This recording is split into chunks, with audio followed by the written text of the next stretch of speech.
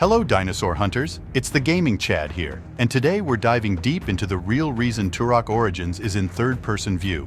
The answer didn't surprise me much after I did some digging. What's most alarming, however, is that the decision to make this a third-person game was predetermined before development even started. I recently uncovered some bad news I hadn't known about when making that previous video, which prompted me to create this follow-up specifically about the third-person perspective.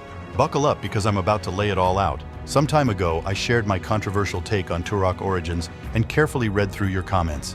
As I expected, a large percentage of you feel the same way, while others are perhaps a bit more optimistic. And some of you even went so far as to say that this is more Turok than anything released after Turok 2 Seeds of Evil. My friend, if this game had been given a different name, you would never in a million years have thought it was a Turok game. Give me a break. I'm not here to go back and forth with anyone. I'm simply pointing out the inconsistencies in this game that many others have noticed as well. Another thing I want to point out is this. Some of you were a little too fixated on the term Fortnite that I used to describe this in my previous video. What I was implying is that Saber is chasing trends instead of sticking to the original Turok formula. Whether the game resembles Fortnite, Monster Hunter, or Horizon was the least of my concerns. Please read between the lines, people. Moving on. Now let's return to the main topic. The decision to make this a third-person game wasn't an accident or an experiment by Saber Studios. It was a calculated decision.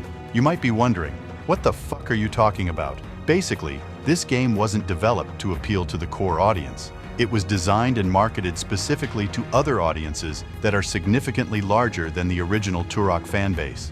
This means it's not about us. After all, Saber Studios isn't stupid. They explicitly stated that they want Turok Origins to appeal to fans of Space Marine 2.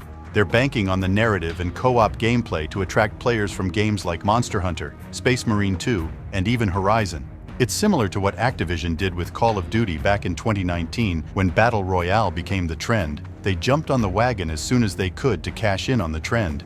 Although Battle Royale was never really a Call of Duty thing, it might have been Activision's most profitable decision ever, even if it meant straying from their original formula.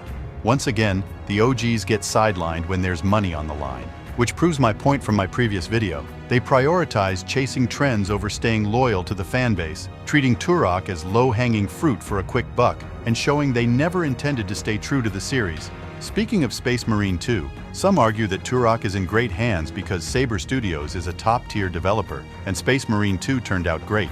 Sure, that's a fair point. But if they can't stay true to the original Turok formula, like keeping the first-person perspective, it doesn't matter to me who's making the game. I'd rather play an indie-quality Turok game that faithfully sticks to the series' roots than a flashy imitation with no real connection to the franchise.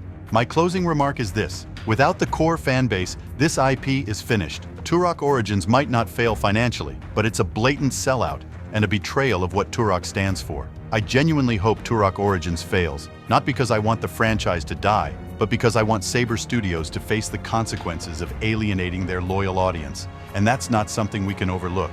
That being said, the safer route would have been to remake Turok Dinosaur Hunter and test the waters. A faithful remake with modern enhancements and multiplayer would have been cheaper, faster, positively received, and more successful. Instead, they gambled on a third-person trend chaser. For now, we're back to hoping for a Turok Evolution remaster with multiplayer and mod support, something Night Dive Studios could deliver. They've already proven their ability to handle the franchise with care. Saber Studios, on the other hand, has shown they're more interested in profit than legacy. Our last hope is Night Dive Studios. As for this repackaged, generic third-person shooter, I'd still give it a try, but I'm not expecting it to age like the Turok games by Acclaim, directed by the legend himself, David Dienstbier. Thanks for watching. See you in the next video.